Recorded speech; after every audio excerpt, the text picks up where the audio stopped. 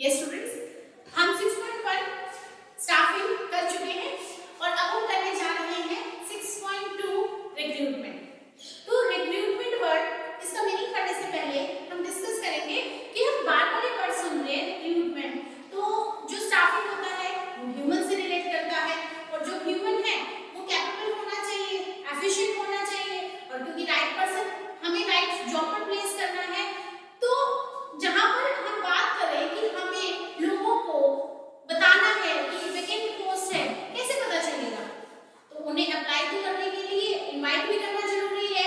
तो जहां पर हम उन्हें इनवाइट कर रहे हैं कि ज्यादा से ज्यादा हमारे पास सिलेक्शन चॉइस हो, हम कैपेबल पर्सन को फेस कर सके कि कितने कैपेबिलिटी पर्सन हम देख सकते हैं जो हमारी जॉब के लिए सही होंगे। तो ये तो इसीलिए फायदामंद होगा जब हम सही चॉइस को सिलेक्ट करेंगे, लेकिन उससे पहले जरूरी है कि हम इनवाइट करें। तो ये जो रिक्रूटमेंट वर्ड आप सुन रहे हैं, किसी और से नहीं, किससे रिलेट करता है? इनवाइट करने से। अब इनवाइट क्या है? It refers to the process of searching for prospective employee and stimulating them to apply for a job in the organization। अब किसी को पता तो नहीं कि ऑर्गेनाइजेशन में वैकेंट पोस्ट है, किस ऑर्गेनाइजेशन में वैकेंट पोस्ट है, इसे बताना पड़ता है। तो बताने के लिए वो एक सोर्स ढूंढता है, या तो वो इंटरनल सोर्स ढूंढता है या वो एक्सटर्नल सोर्स देखता है। तो जब हम इनवाइट करेंगे पर्सन्स को, कई सारे लोग, कई सारे पीपल पर्सन्स क्या करें, जॉब के लिए अप्लाई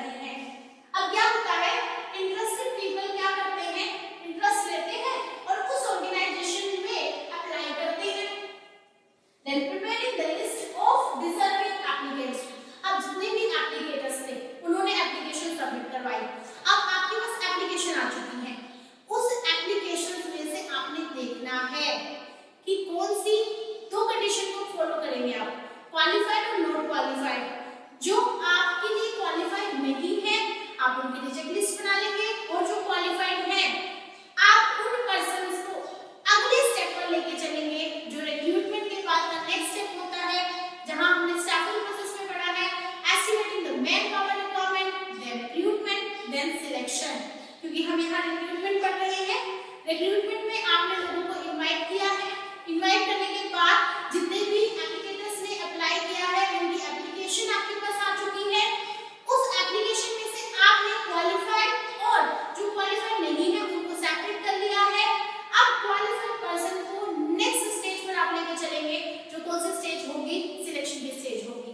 तो आई थिंक आपको यह क्लियर हो चुका है कि जो रिक्रूटमेंट का प्रोसेस होता है उसमें सबसे पहले आप डिमांड देखते हैं, फिर सोर्स देखते हैं, फिर आप उन्हें इनवाइट करते हैं और उसके बाद आप लिस्ट बनाते हैं। तो आप सबको समझ आ गया प्रोसेस ऑफ रिक्रूटमेंट। स्टूडेंट्स, अभी हमने रिक्रूटमेंट का मीनिंग और उसका प्रोसेस पढ़ा है। अब हम पढ़ने जा रहे हैं source of recruitment of employees. जो सोर्सेज होते हैं हमारे पास वो दो हैं, हम बात कर चुके हैं, इंटरनल और एक्सटर्नल। तो हम यहाँ देखेंगे कि इंटरनल सोर्स क्या है। इंटरनल सोर्स यहाँ पर मैंने आपके लिए विद लिखा है, within the organisation. Within the organisation क्या हो सकता है, क्योंकि जब हम बार बार कह रहे हैं कि स्टाफिंग में वैकेंट पोस्ट को फिल किया जाता है, तो जो फिलिंग हो रही है, जो पर्सन फिल किया जा रहा है, वो इस मीनिंग से आप क्लियर कर लें, विद इन द ऑर्गेनाइजेशन, यानी कि आपको बाहर से किसी भी पर्सन को सर्च करने की जरूरत नहीं है। वो पर्सन आपकी ऑर्गेनाइजेशन में ही अवेलेबल है, जिसे आप प्रमोट करके क्या कर सकते हैं, किसी वैकेंट पोस्ट को फिल कर सकते हैं। तो यहाँ पर जो वैकेंसी फिल करनी है वो कहाँ से करनी है, within the organisation. Organisation में से ही आपने वैकेंसी को फिल करना है। क्लियर हो गया आपको? यहाँ पर इसके 3 मेथड्स हैं। सबसे पहला है ट्रांसफर। तो इंटरनल सोर्स में सबसे पहला ऑप्शन हमारे पास है ट्रांसफर। बहुत कॉमन वर्ड है, हमने सुना है। ट्रांसफर क्या होगा, जब एक पर्सन को एक पोस्ट से क्या किया, दूसरी पोस्ट में शिफ्ट कर दिया जाए, या एक ब्रांच से दूसरी ब्रांच में शिफ्ट कर दिया जाए, या एक डिपार्टमेंट से दूसरे डिपार्टमेंट में शिफ्ट कर दिया जाए, तो उसे हम कहते हैं ट्रांसफर। तो यहाँ रिक्रूट करने का एक इजी प्रोसेस है कि अगर हम ट्रांसफर करें तो एक पोस्ट को फिल कर सकते हैं। तो यहाँ ट्रांसफर हमें क्लियर हो गया है। अगला हमारा पॉइंट है प्रमोशन। प्रमोशन क्या है, दो वर्ड आप सुनते हैं, प्रमोशन एंड डिमोशन। जब अपर पोस्ट को लोअर पोस्ट से फिल किया जाता है तो उसे प्रमोशन कहते हैं। यानी कि वहां पर रैंक बढ़ गई है, लोअर पर्सन को कहां ले गए हैं, अपर पोस्ट पर ले गए हैं, तो रिस्पांसिबिलिटीज भी बढ़ जाएंगी, अथॉरिटीज भी बढ़ जाएंगी एंड सैलरी पैकेज भी बढ़ जाएगा। अब अगर हम क्या कर दें, अगर हम किसी पर्सन को लेस एफिशिएंट जॉब पर डिमोट कर दें, यानी कि अब हम उसे अपर रैंक से लोअर रैंक पर लेके जा रहे हैं, तो उसे बोलते हैं डिमोशन। ये भी कहां फॉलो होता है, इंटरनली फॉलो होता है। ट्रांसफर भी इंटरनली फॉलो हो रहा है और प्रमोशन भी कहां फॉलो हो रहा है,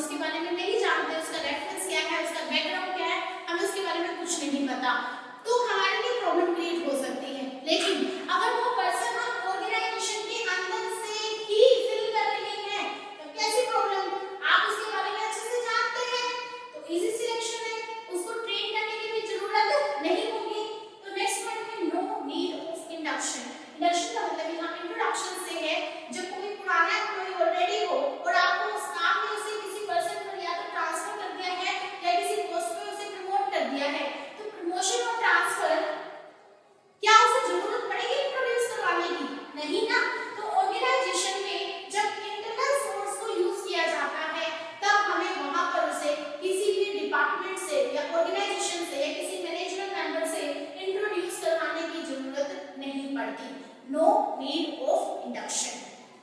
एडजस्टमेंट ऑफ सरप्लस एम्प्लॉइज, यहाँ पर एडजस्टमेंट ऑफ सरप्लस एम्प्लॉइज का क्या मतलब है? मान लो आपकी दो ब्रांच है, एक ब्रांच में आपके एम्प्लॉइज ज्यादा हो रहे हैं और दूसरी ब्रांच में आपको एम्प्लॉइज की रिक्वायरमेंट है, तो क्या ऑप्शन है? ऑप्शन ये है कि जहां पर एडजस्टमेंट करनी है ना हमें, जहां पर सरप्लस है और जहां पर कम है वहां पर सरप्लस से हम उस पर्सन को शिफ्ट कर दें दूसरी ब्रांच में, ताकि वहां की एम्प्लॉइज की कमी क्या हो जाए, पूरी हो जाए।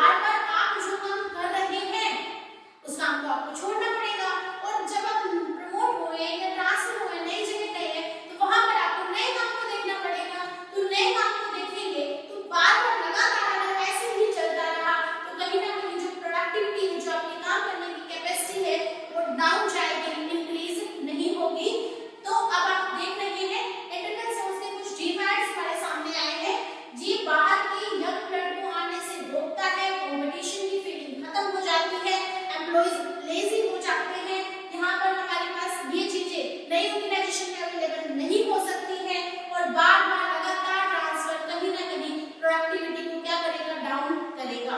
तो आप यहाँ पर ध्यान से करेंगे इंटरनल रिक्रूटमेंट, जिसके हमने मीनिंग पढ़े, ट्रांसफर, प्रमोशन एंड लेऑफ पढ़ा और साथ ही साथ मेरिट्स एंड डीमेरिट्स। ये स्टूडेंट्स इंटरनल सोर्स हम पढ़ चुके हैं और आपको क्लियर भी हो गया होगा शायद। अब हम पढ़ते हैं एक्सटर्नल सोर्स। आपको याद हो इंटरनल सोर्स में मैंने यहाँ विद इन द ऑर्गेनाइजेशन का हिंट लिखा था और अब मैंने यहाँ आउटसाइड द ऑर्गेनाइजेशन का हिंट लिखा है। इसका क्या मतलब है?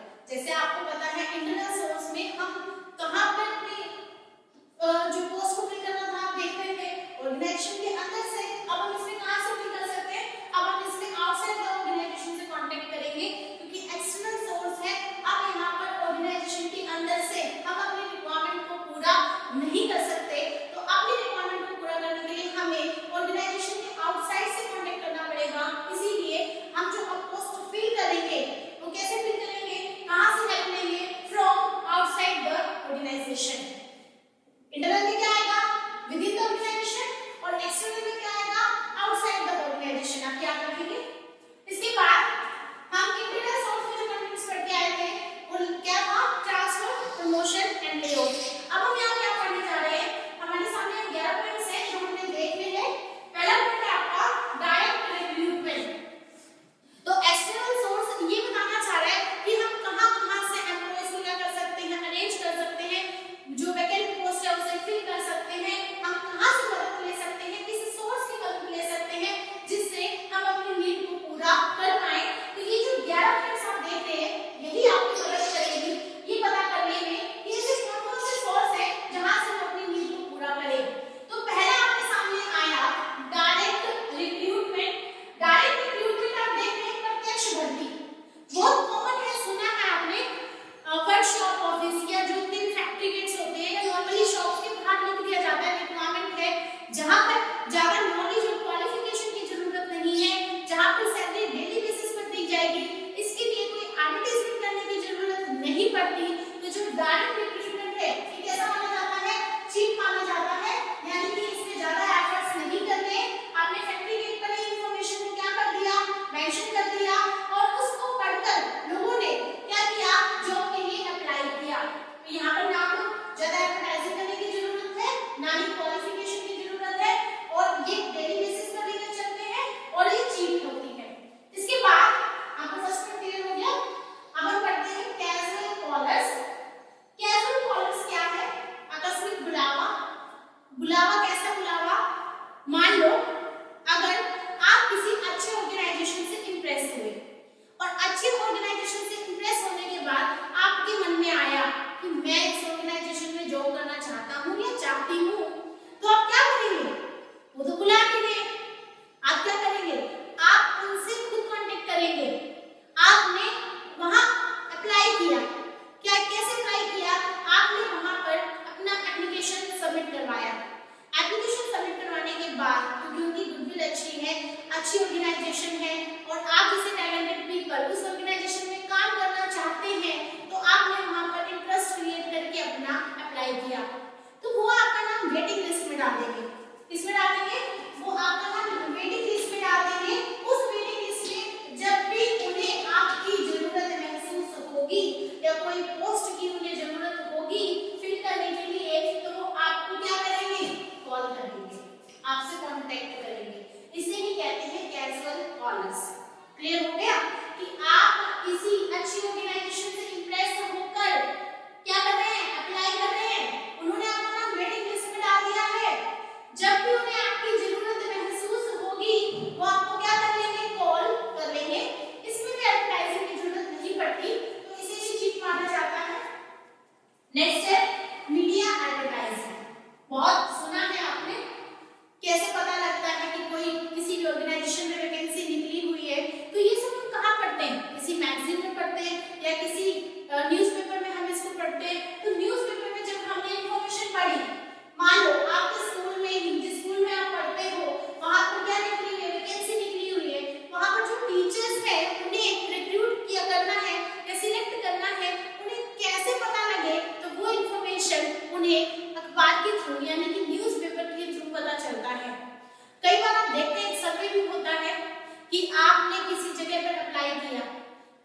पूछा जाता है कि आपको हमारे इस इंस्टीट्यूशन के बारे में कैसे पता चला, तो उस सर्वे में आपको ऑप्शन दिया जाता है कि आपने न्यूज़पेपर में देखा, क्या आपको इंटरनेट के थ्रू पता लगा, या किसी ने रिकमेंड किया हमारा यहाँ का नाम।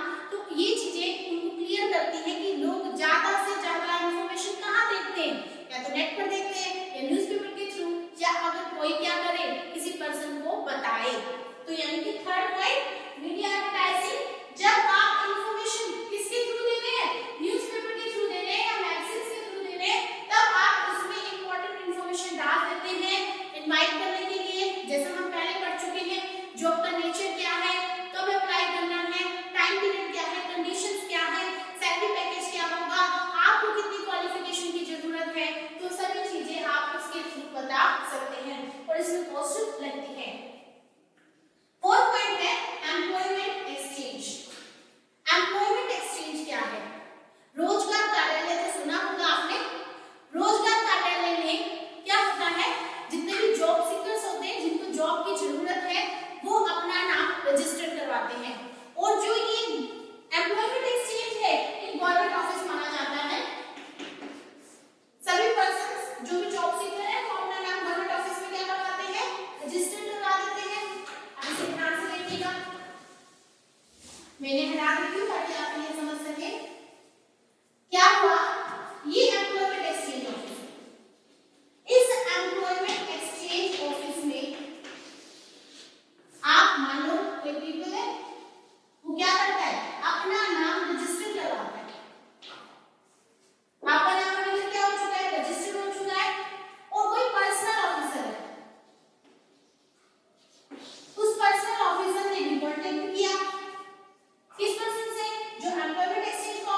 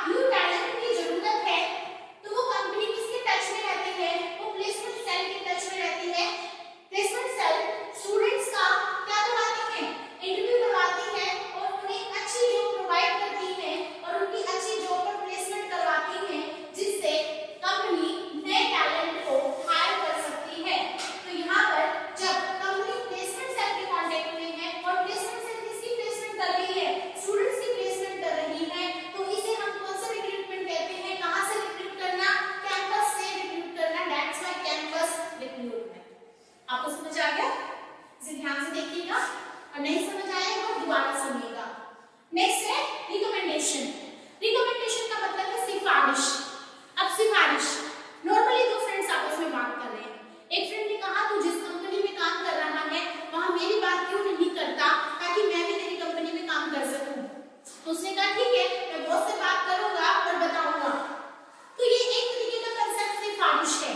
अगर बॉस एम्प्लॉइज को जो एक्सिस्टिंग स्टाफ है उनको कहे कि आप अपने किसी भी फ्रेंड्स को अपने फैमिली मेंबर्स को इस पोस्ट के लिए ला सकते हैं तो आपने अपना किसी पर्सन का नाम रिकमेंड किया है तो वो जो रिकमेंड किया है किसी पर्सन के बारे में तो वो क्या था? सिफारिश। ये भी एक तरीका है। काफी ऑर्गेनाइजेशन इस रिकमेंडेशन मेथड को फॉलो करती है जिससे क्या होता है एक्जिस्टिंग स्टाफ मोटिवेट होते हैं कि यस बॉस ने हमारी बात मानी है और कहीं ना कहीं वो डेडिकेट होते हैं अपने काम के लिए और कंट्रोलिंग में भी रहते हैं। क्यों? क्योंकि जो नया पर्सन आया है वो उनकी वजह से आया है तो कहीं ना कहीं उन्हें डर होता है कि ये पर्सन अच्छा काम करे कहीं मेरी इमेज भी खराब ना हो जाए। तो काफी जगह रिकमेंडेशन मेथड को भी यूज किया जाता है। नेक्स्ट है लेबर कॉन्ट्रैक्टर। लेबर कॉन्ट्रैक्टर श्रम ठेकेदार बहुत सुने होंगे आपने। जब ये रोड कंस्ट्रक्शन होता है या बिल्डिंग कंस्ट्रक्शन होता है या ब्रिज वगैरह बनाए जाते हैं लैंड्स बनाए जाते हैं तो इसके लिए हमें लेबर्स की जरूरत होती है। तो ये जो लेबर्स है वो कहाँ से आएंगे? लेबर्स किसके कॉन्ट्रैक्ट में रहते हैं? इसे देखिएगा जो लेबर कॉन्ट्रैक्टर है मान लो मैं इसे ऐसे लिख देती हूँ labour contractor. Labour contractor labours के कॉन्ट्रैक्ट में रहता है और लेबर कॉन्ट्रैक्टर को किसने ऑर्डर दिया है? गवर्नमेंट ने ऑर्डर दिया है रोड कंस्ट्रक्शन का। तो क्या करेगा? लेबर कॉन्ट्रैक्टर लेबर से कांटेक्ट करके उनकी पोस्ट को यानी कि उस काम को करवाने के लिए उन लोगों की क्या लेगा? मदद लेगा।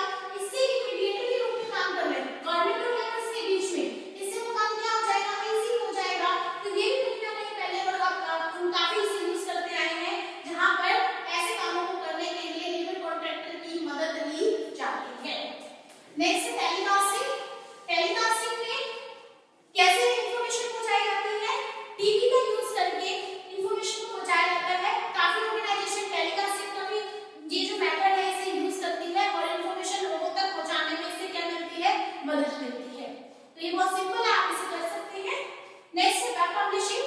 बहुत फेमस है ये। काफी आप इसके बारे में सुन चुके हैं। काफी आप इससे वेल फैमिलियर हैं। वेब पब्लिशिंग इंटरनेट के थ्रू आप इंफॉर्मेशन कलेक्ट कर रहे हैं। अब काफी ऐसा होता है जैसे jobstreet.com है, clicksjob.com है, naukri.com है। यहाँ पर आप अप्लाई कर सकते हैं और अपने यहाँ अकाउंट बनाकर अपनी इंफॉर्मेशन उसमें ऐड करके उसके कंपनी के कांटेक्ट में रह सकते हैं। ये वेब पब्लिशिंग क्या करती है? ये अच्छी कंपनीज की इंफॉर्मेशन आपके पास पहुंचाती है और आपकी इंफॉर्मेशन कंपनीज के पास पहुंचाती है जिससे कंपनी को भी उनकी नीड पूरी हो जाती है और आपके लिए आपकी जॉब की नीड क्या हो जाती है? पूरी हो जाती है। तो ये इंटरनेट मेथड जो हम सुन रहे हैं naukri.com ये बहुत अच्छे से आप जानते हैं। ये भी कहीं ना कहीं आज के टाइम में यूज किया जाता है जिससे काफी लोगों को कंपनी हायर करने में किसकी मदद लेती है? इंटरनेट की मदद लेती है। तो हमने 11 सोर्स पढ़े हैं जहां से हम या तो टीवी के थ्रू या एडवर्टाइजिंग के थ्रू या कैजुअल कॉलर्स या डायरेक्ट रिक्रूटमेंट या गवर्नमेंट एम्प्लॉयमेंट एक्सचेंज हो कह लो या प्लेसमेंट एजेंसीज कह लो या मैनेजमेंट कंसल्टेंट कह लो जिसकी मदद से वैकेंट पोस्ट को फ्रॉम आउटसाइड द ऑर्गेनाइजेशन क्या कर सकते हैं? फिल कर सकते हैं। ध्यान से आप पढ़िएगा एक्सटर्नल सोर्स जिसमें 11 पॉइंट डिस्क्राइब किए गए। एक्सटर्नल सोर्स जिसके बारे में हम पढ़ चुके हैं जहां हमने 11 पॉइंट्स पढ़े। अब हम पढ़ेंगे merits and demerits of external sources.